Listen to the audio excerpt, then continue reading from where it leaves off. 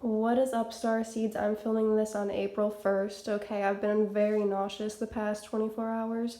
This baby or babies is doing crazy things to my body, and I would love to do videos on being pregnant and being pregnant during the coronavirus outbreak and being a teen mom. We're about to hear Lily crawl out of the closet that she likes exploring. Anyways, I wanted to film this for you guys today and tell you the events of April 2020, but most importantly, I have this general card reading for you guys I laid out last night. So we are going to get into this. It's just going to be this. You're not going to see my face today, you guys. But I'm going to go over just the events real quick and explain the cards real quick. It's going to be a quickie, but it's an important message for you guys, okay? So let's get into this, all right? April 3rd, Venus, the planet of relationships, enters Gemini, okay, the airy, intelligent sign. And then on April 4th, the day after, we've got Jupiter conjuncts Pluto, okay? They're both in Capricorn, so we have the planet of blessings and philosophy conjuncting with the planet of transformation. All right, all in April 2020. On April 7th, we have the full moon in Libra.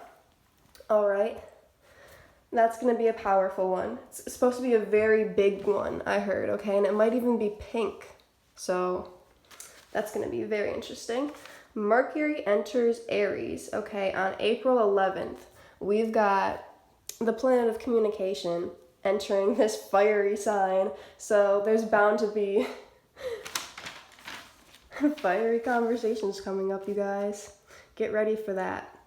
I feel like in the middle of April, we're gonna get a bit more feisty, okay? I don't know where you guys live or how long you're on lockdown, but they extended the lockdown in Michigan, and it's gonna go through Easter, unlike the president thought. So it's bound to get interesting this month. We're bound to have more things happen with our souls and with ourselves, you guys. Okay, on April 17th, Saturn quintiles the true node. And Saturn is in Aquarius, amazingly. And the north node is in Cancer. So this homey energy, Cancer rules the fourth house, and I just totally feel this call of energy to getting back to the fourth house and, doing what makes you feel secure at this time. It's our responsibility to do that, okay? April 19th, the sun enters Taurus. And then April 22nd, Pluto quintiles Chiron, okay? Pluto's in Capricorn, and Chiron is in Aries right now. So that's just going to be awesome. Like, to go through this transformation, we have to see where we've been wounded, see what needs adjustments and needs to be healed, okay? It only makes sense. That same day on April 22nd, also my first OBGYN appointment, exciting, there's a new moon in Taurus, okay?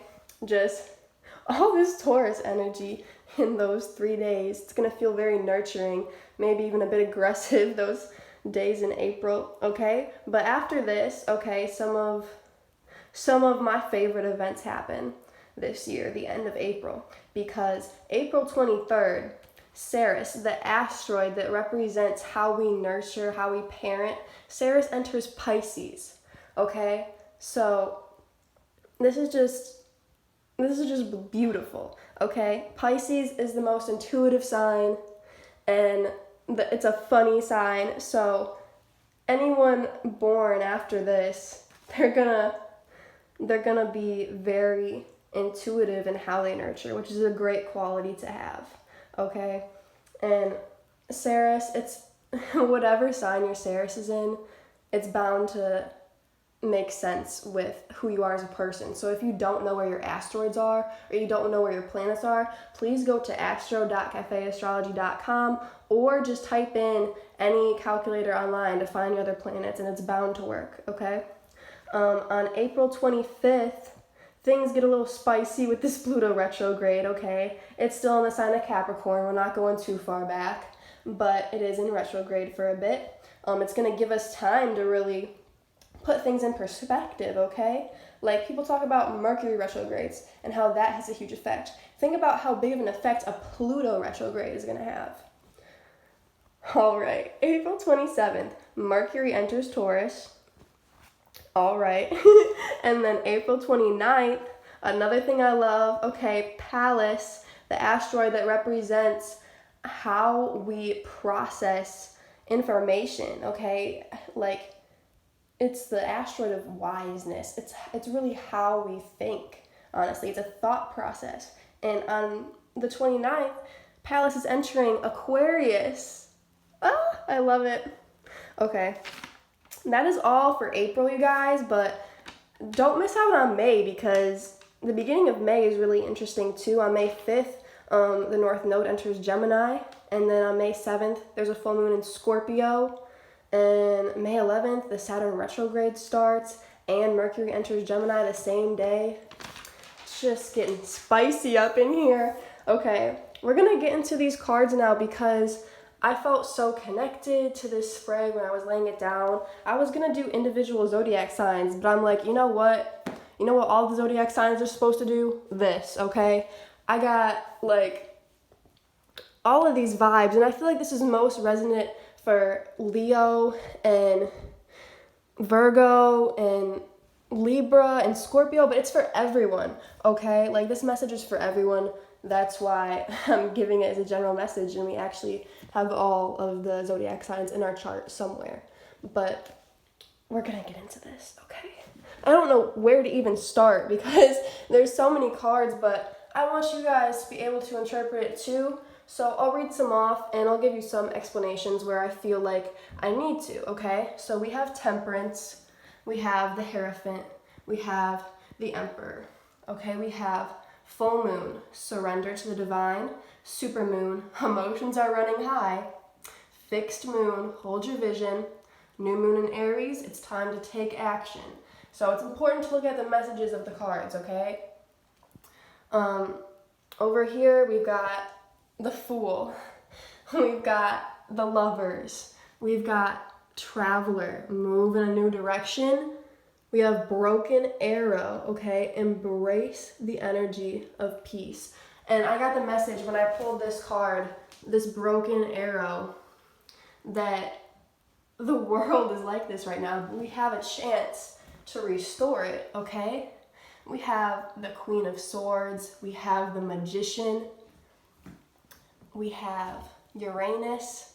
And in the 12th house, we have Jupiter, and in the 3rd house. And I got the message that for these blessings, we need to express whatever we're meant to as a soul. We're meant to find our passions, our individuality, okay? And this is gonna lead to success. This is gonna lead to huge events, okay? In the 12th house, we have Balsamic Moon. It's a time for healing. Full Moon in Scorpio, it's a time to release negativity. Full Moon in Leo, don't let pride get in your way. The Lovers. And meditate and contemplate. New Moon in Pisces, nothing is yet set in stone. Mutable Moon, and adjustments are required. 3rd quarter moon. Okay, I pulled all these together.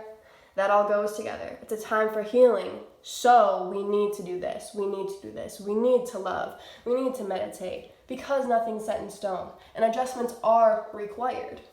They really are. Everyone has been getting this message, and intuitively, I believe you've been getting this message too if you clicked on this video. I'm so sorry for the glare, guys. Like, there's always going to be a glare somewhere, so that's why I'm going to zoom in for you, okay? I'm sorry if this makes you dizzy, but I think I'm more nauseous than you right now. So we have Moon. Take note of intuitive messages. Okay, that's what I was saying. You're going to get these intuitive messages. You're going to be a wise one if you're watching this video and you want to pursue this, okay? Grow within your current situation. We've been given this situation for a reason, you guys. Don't look at this as a negative. It has negatives to it, obviously. Don't get me wrong, but you need to look at the positives if you want a positive outcome. Okay, we have death. This is a transformation. It's not physical death. It's not anything negative unless you look at it that way. Death is transformation. Okay, this is not the end to something. This is the beginning of a new. We have the Five of Wands. We have the Hermit. And we have the Five of Cups. What you need to be doing right now is being the Hermit. You don't need to be taking this emotional action, this fiery action. You need to just look at your unconscious. Santa Muerte. This is the death card in that deck, okay? We got death 2 times. We have the Ten of Cups. I actually pulled the Ten of Cups another time, but I didn't feel like putting it in this spread because I felt like this card was more important. And I pulled that right after, and they said put this down instead. You don't need 2 of the same cards. But we got death twice because that's the most important thing to get twice right now, right? With everything going on. Okay, we have trust and thrive with the Stag. Wait for important information. The Oracle. Release the old and reset. One of the most important cards I pulled. Autumn. Okay? This is a new beginning. 110%. However many percents you can think of, it's that percent. Guardian angel, you are not alone. Earth guardian, stay rooted and grounded. I got the message that this transformation is happening on Earth. That's why I got this Earth guardian card. Okay? And this card is also very important. I love this card. Stargazer, set your sights higher. You guys, you can't just be okay in your current situation. There's always something you want more of. So, in this time, why can't you go get it? You know? Well, you're like, I can't go anywhere. It doesn't need to be physically going anywhere, okay? I get it. I don't want to live in this place anymore, but the work needs to be done in yourself first, and that's such a blessing once it's done, okay? We have the White Witch, be the light. We have the Heart Guardian, love and let yourself be loved. And we have the Medicine Mother, okay? Honor your inner knowing. This is all about intuition. This whole half of the spread, this whole spread is. But down here, it was really about trusting yourself, like love and let yourself be loved, okay? You have to do that first so you can do all this. And then these cards, these astrological cards, is really where the biggest message came in while I was doing it. So in your relationships right now, you need to be more like a Libra. You need to be fair, okay?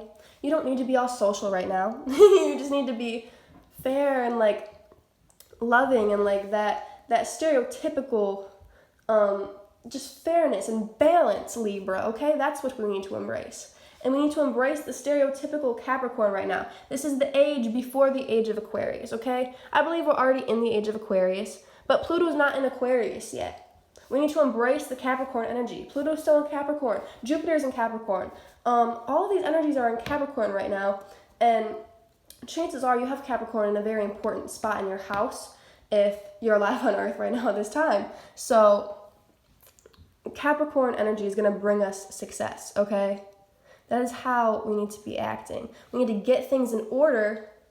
You know, it's a readjustment phase, okay? We need to be fair and orderly and readjust right now. Okay? It's about the transformation. Scorpio, transformation. South Node, working through our troubles so we can transform. Okay? Pluto, the planet of transformation, right next to Scorpio. Oh my gosh. But it's we need to go back to the 4th house energy, okay? We need to go back to that home life, that getting things set at home and feeling good and feeling secure and just having that family, lifestyle. It's a good stereotype to have, even if it's just you or, you and a spouse or you and a kid. You still need the sense of security at home, and if it's just you need a sense of security in yourself, okay? Your body, your vessel, your temple is your home, all right? We also have over here this unconscious energy that is going to be playing out and is always welcome to play out, okay?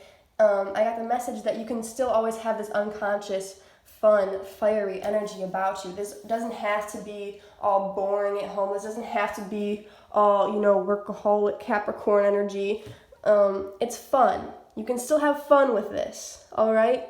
And of course, there's always going to be this unconscious, aggression, but we need to work through this. We need to overcome this. Be like a transcendent master, okay? Pisces just represents all this intuition, and it's right next to Aries. We got the first sign and the last sign next to each other, and it's just merging all of this, okay? You guys can interpret this however you want, but I wanted to give some key points on what I was feeling when I was laying the cards down, okay? It's just a time to go in a new direction. All of Earth, okay? This virus hit all of Earth. All of it. I didn't see any cases in Antarctica. I don't see any people on Antarctica either, but I've never been there. But it's affecting everyone in so many different ways. And it's a time to reset, obviously. So I didn't want to talk this long, but I do want to show you guys these cards. If you feel connected to any of these names, I'm so sorry about the glare, you guys. I wish there wasn't a glare. Oh my gosh. I'm going to show you all of them. If you feel a connection to a name, a constellation, research it further for yourself, for Earth, please. These are just a few that I pulled that I feel like people watching this have had lives here, okay? You probably haven't even heard of some of these, but I'm getting the message that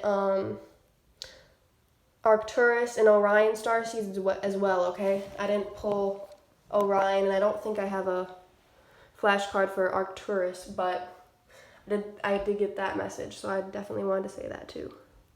I hope you guys enjoyed, and I'm going to be doing these every month. They might be a little bit different in their fashion every month, I might not do a generic message every month. I might break it down a little bit more, but that's what I wanted to say for April. It's a time to really just look into yourself and look into your soul and see what you remember. And that's pretty much it. I hope you guys have a great week. Love and light, and the hybrid children are coming soon.